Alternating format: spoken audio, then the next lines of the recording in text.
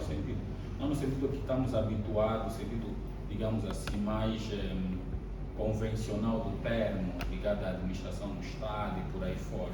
Não, administrar ideias, administrar ou conduzir ou gerir ideias, influenciar, mobilizar. Então é nesse sentido que o rap, ele, enquanto uma componente artística, enquanto uma forma de arte, é política. Na medida em que, independentemente da mensagem, porque muitas das vezes a discussão que nós temos tido em relação às artes conduz a discussão muito centrada na mensagem que essa arte passa. Ora, mas qualquer manifestação artística tem em si um potencial de política, porque mobiliza as pessoas, obviamente, desperta a atenção. Então, o facto e o exercício de despertar a atenção em si conduz-nos a uma ação. Okay? Quando estamos diante de um quadro artístico, quando estamos diante, por exemplo, de uma peça, de um objeto, de uma escultura, quando estamos diante de um livro, né, romance, ato ou outro, poético, como estamos diante da performance em palco, a dança, desperta a nossa atenção, desperta o nosso sentido para alguma coisa. Então, essa alguma coisa é já, do meu ponto de vista, um segundo nível dessa ação de influenciar outrem. Vê? Então, parte do pressuposto de que qualquer arte influencia-nos de várias formas, porque ela mexe com nossos sentidos. Quando mexe com os nossos sentidos, leva-nos a apreciar aquilo que há do artístico, o belo, né? O belo desperta. Então, ir ao encontro ou tentar entender os contornos da beleza da arte em si é uma ação que desperta o nosso sentido. Então, eu parto desse pressuposto, né? O rap, enquanto estilo de música, ela é como forma de arte político, mas também como é que eu diria, o contexto em que essa arte surge nos Estados Unidos, né, como nós sabemos, é esse. E não é à toa que surge, por exemplo, como surge nos guetos de Nova York e tal, e sabemos que por um lado, surge num contexto histórico muito tenso dos Estados Unidos, né? O rap surge precisamente num momento pós-guerra do Vietnã e num momento, digamos, de maior mobilização do movimento de resistência negra, dos vários, desde Pantera Negras e por aí fora, até Martin Luther King, Malcolm X e por aí fora. Então, esse contexto em si do rap americano é muito tenso. O contexto social americano é muito tenso. Então, o rap vai surgindo ali. É como aquele canto falado, aquela arte, né, de performance em palco, e por aí fora. Bom, isso vários elementos depois vão surgindo, vão se juntando a isso. Então, eu queria que percebêssemos isso. Transpondo os Estados Unidos, né? Trazendo o rap para aqui. Bom, eu e o meu colega, quando escrevemos o texto sobre o rap em Angola, o rap de intervenção social, claro que nós tínhamos uma perspectiva e apresentamos no nosso texto uma perspectiva. Né? Eu, particularmente, que vos falo, sempre tive assim, sempre não diria, a partir do momento em que faço uma transição do movimento hip-hop, porque quer eu, quer o meu colega fazemos parte, e daqui a pouco já vos digo de que meio nós fazíamos parte do rap. Sempre tive assim essa sensação de que precisávamos de descrever algo sobre aquilo que nós fazíamos há pouco tempo atrás. Então, e daí então surgiu a ideia de colocar em livro. A ideia inicial era mais ou menos, eu também trouxe o livro, mas a ideia inicial era mais ou menos fazer aquilo que mais ou menos nos Estados Unidos se fazia, construir uma narrativa sobre o rap, mas a partir dos intervenientes, daqueles que fazem arte. Não nós seríamos uma espécie de facilitadores e arranjadores daquele processo. Bom, e lá organizamos, tentamos, né, fazer isso. Não fomos muito bem sucedidos porque, pronto, estávamos numa fase também um pouco crítica do país e, bom, algumas pessoas aceitaram o nosso convite para falar, mas uma boa parte delas não. Então, o projeto em si... Só Lázaro, posso interromper? Sim, à vontade, esteja à vontade. Só Lázaro deu uma volta aos Estados Unidos, depois veio para aqui. Mas em que ano propriamente começa a eclodir o rap angolano? Vou chegar aí. Bom, então, eu que estava a tentar contar mais ou menos essa história para tentar chegar. Bom, vamos lá. Respondendo diretamente essa pergunta. Bom, há várias versões sobre o surgimento do rap. Há várias versões. Mas duas versões dois tópicos, digamos assim, que são fundamentais para o entendimento do surgimento do rap. Um deles é o filme Breaking, um filme que exibiu-se na TPA durante muito tempo. Breaking tinha duas personagens bem interessantes, o Turbo e o outro Ozone. Acho que era o Turbo e o Ozone. Breakdancing, aquele filme de breakdancing que girou o mundo afora, né? Duas personagens negras americanas com punks e tal, aqueles modelos, calças, e passava a vida a dançar. Qualquer coisa era motivo para dança. Primeira nota. A outra nota é, é preciso nós não esquecermos o seguinte: Angola é daqueles países, né, como uma boa parte dos outros aqui no continente, em que a nossa vida está muito ligada à música. É melhor falar nesses termos. Está muito ligada à música. Nós fomos muito influenciados pela música vinda do Congo, fundamentalmente, mas depois de outras paragens do mundo. Então, Angola e já desde muito tempo. Música vinda do Congo. Não, calma, vamos chegar aí. Tá. Não, música congolesa. Que essa música congolesa, até certa medida, influencia a dita música angolana urbana, ok? Nós vamos falar mais ou menos anos 60. Música generalizada. Não hip hop, música generalizada. Então, para poder perceber o contexto. Por quê? Porque você tem um contexto em Angola, por causa dos portos de tráfico de informação e de objetos, sobretudo disco de vinis, as pessoas compravam e tal. E uma das formas de comprar, você tem duas formas. Uma, os produtos que vêm a partir do porto de Luanda e os outros portos, né, os navios que vêm lá, tem alguém na porta. E por outro lado, o que vem dentro pelas fronteiras. Então, é só para termos uma ideia seguinte. O contexto urbano angolano foi muito dinâmico em relação à música. Ok? Por outro lado, o rap vem também, de que modo? Vem exatamente da compra dos discos no exterior. Aquelas pessoas que tinham possibilidades nos finais dos anos 80, cujos os pais que enviavam os seus filhos para o exterior e tal, Europa particularmente, e traziam coisas, porque nós temos essa coisa do nosso contato com a música.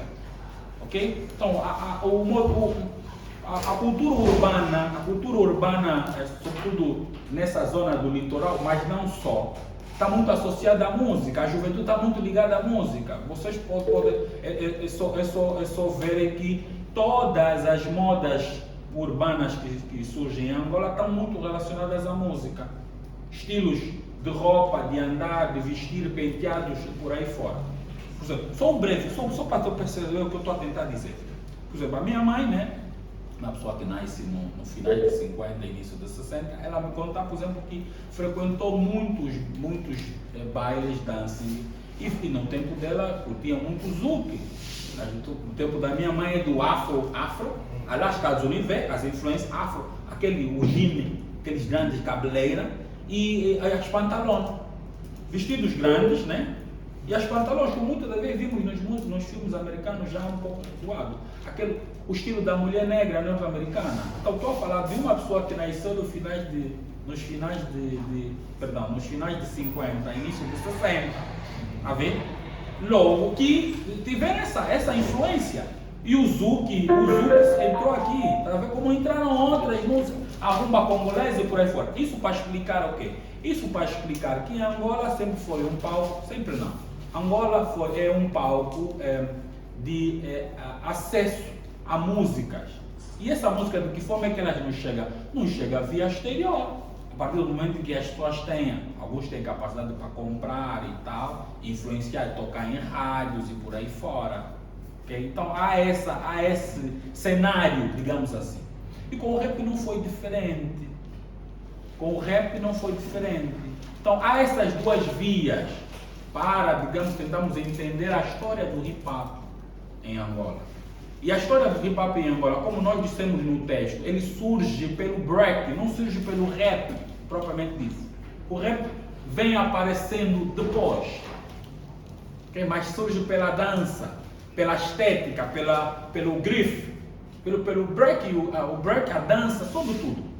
E vê que não é por acaso, reparem que não é por acaso. É claro que estamos a falar de um estilo já consolidado, ele já chega de fora para dentro consolidado, que é, por exemplo, diferente do kuduro.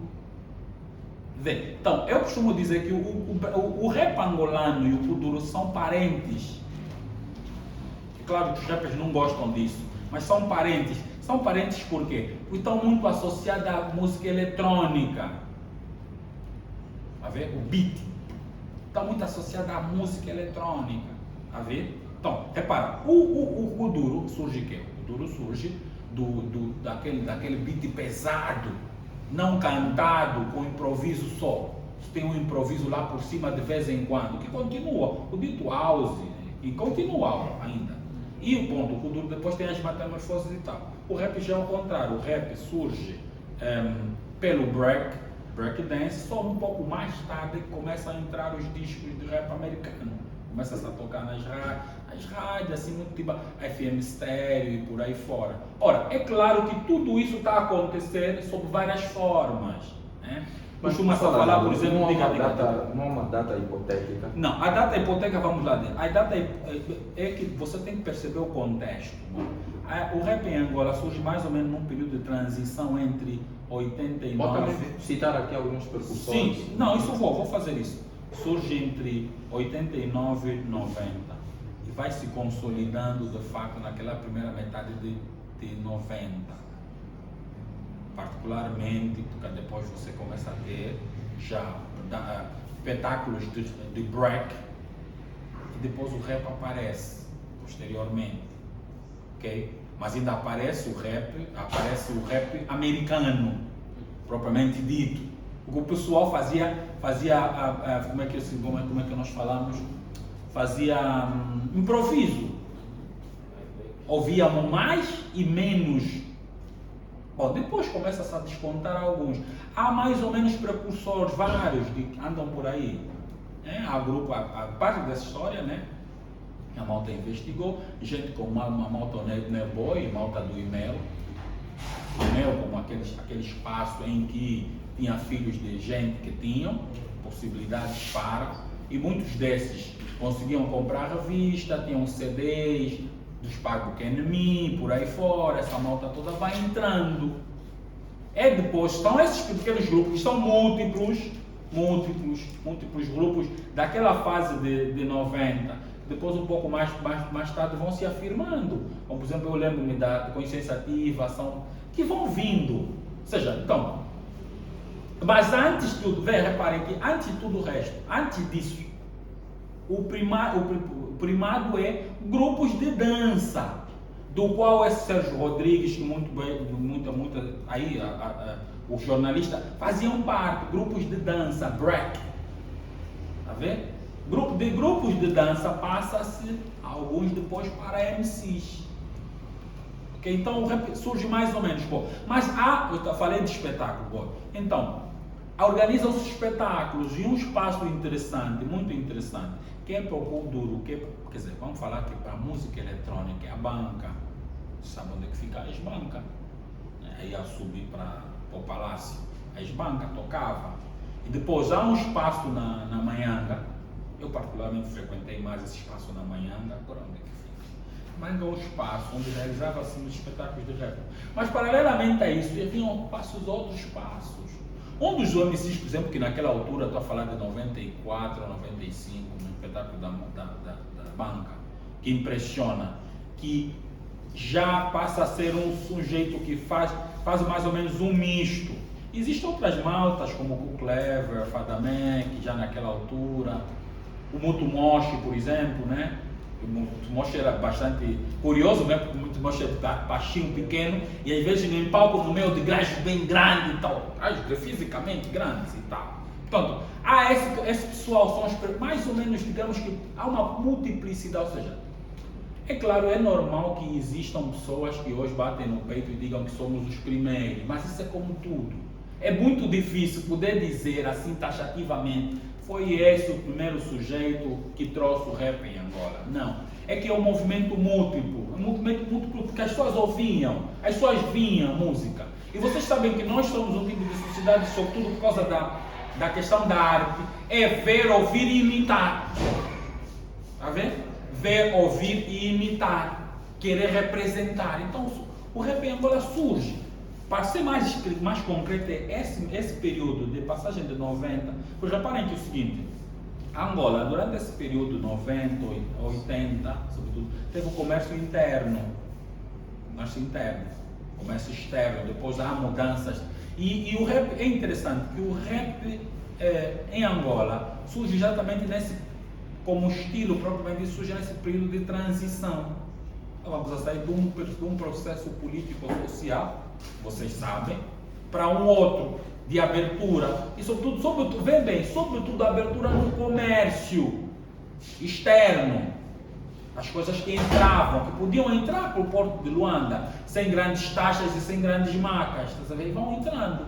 Mas é claro, por exemplo, mas da pesquisa feita, há pessoas que diziam que já ouviam um pouco antes desse período. Mas para nós é interessante ter esse período como marco, por quê? Porque é a partir dali onde entram esses artefatos em massa, mais pessoas têm acesso.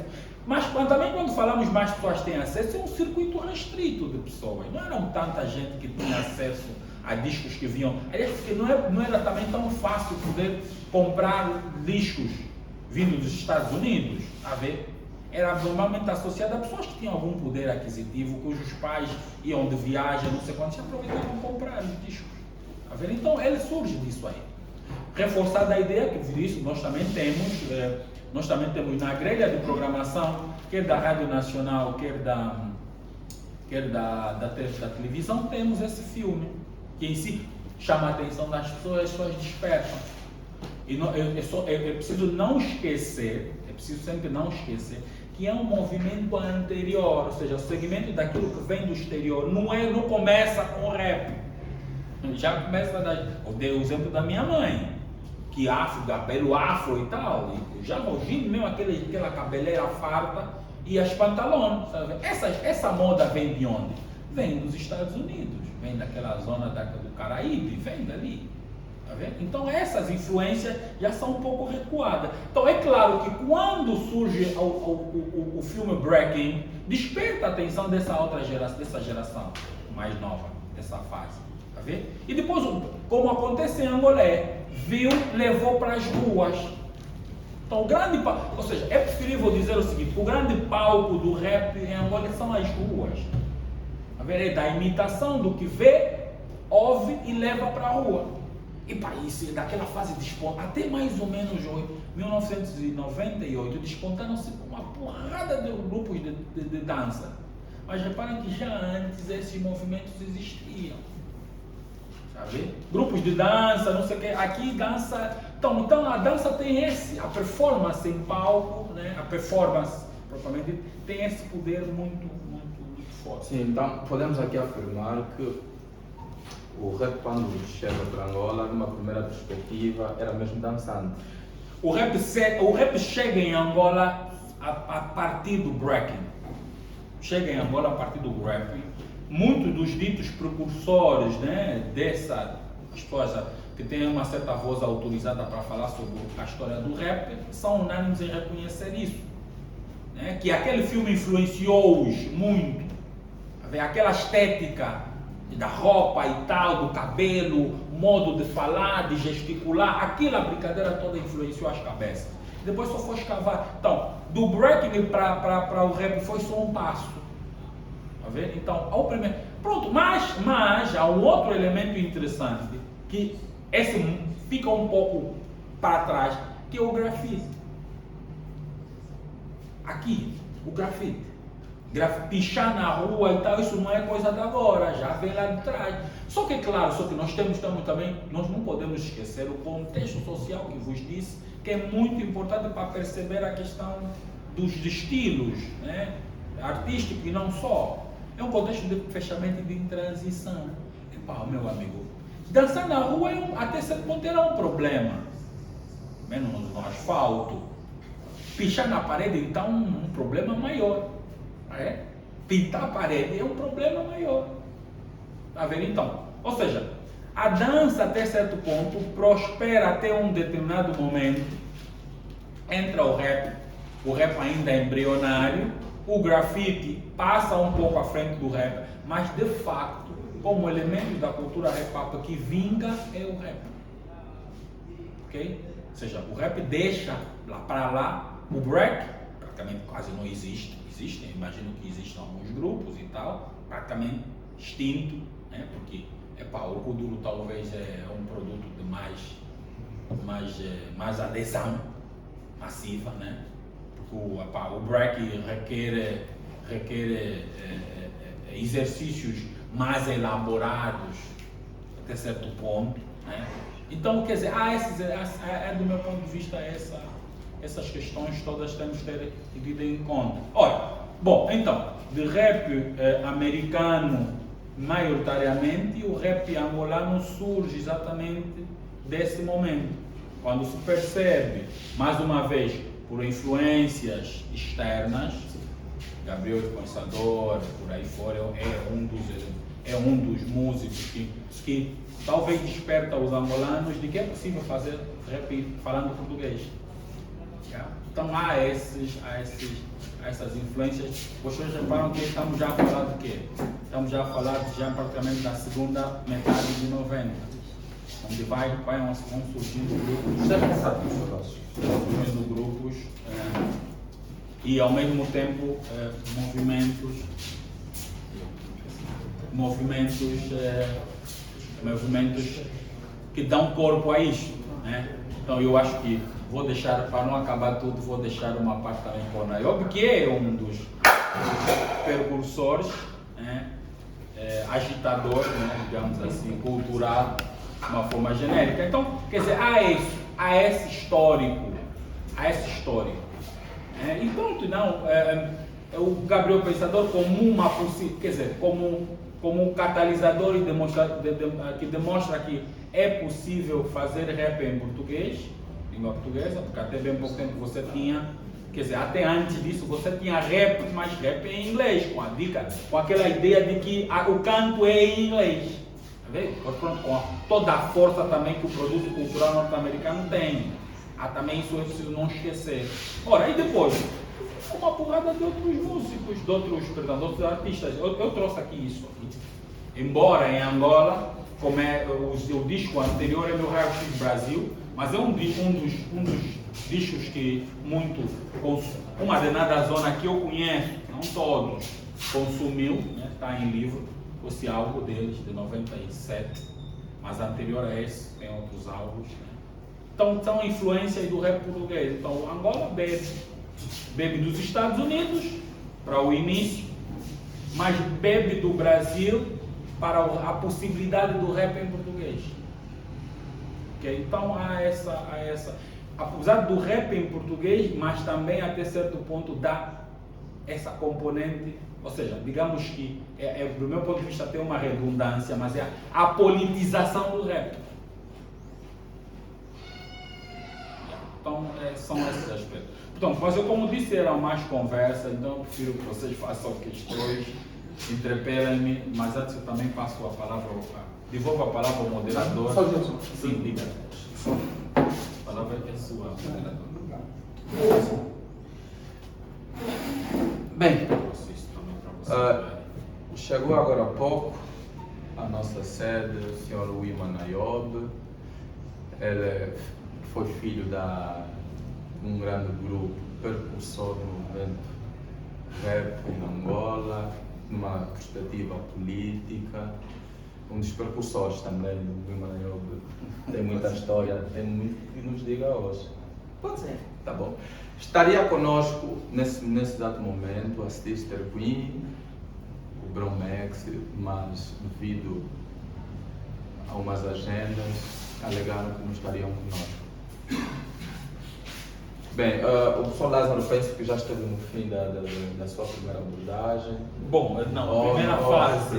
Vocês, né? Tudo vai depender também de como vocês querem que isso.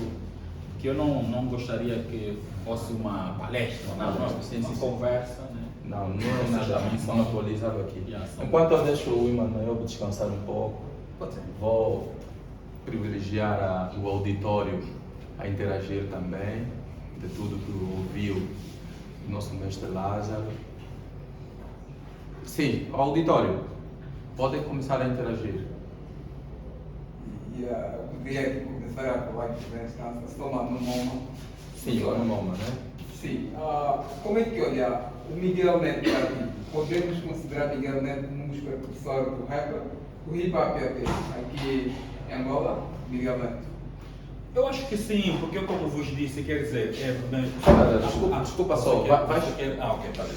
Vamos esperar que a maioria intervenha ou. Não, depende do que Sim. Olha. Sim?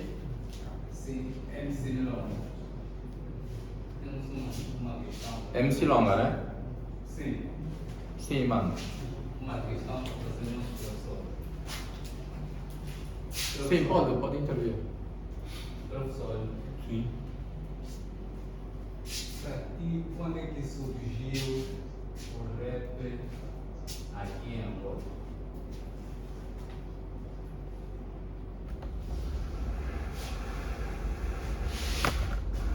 Sim, há mais intervenção? Professor Lázaro, sim. Uma vez que eu sou de Faria, não lá para acontecer o nome. De Faria? Gefaria, Gefaria. Gefaria. Sim. E uma vez que o rap surgiu através do breaking, né? Ou pelo breaking, não seria correto nós identificarmos os grupos de breaking como nesse caso como os que trouxeram a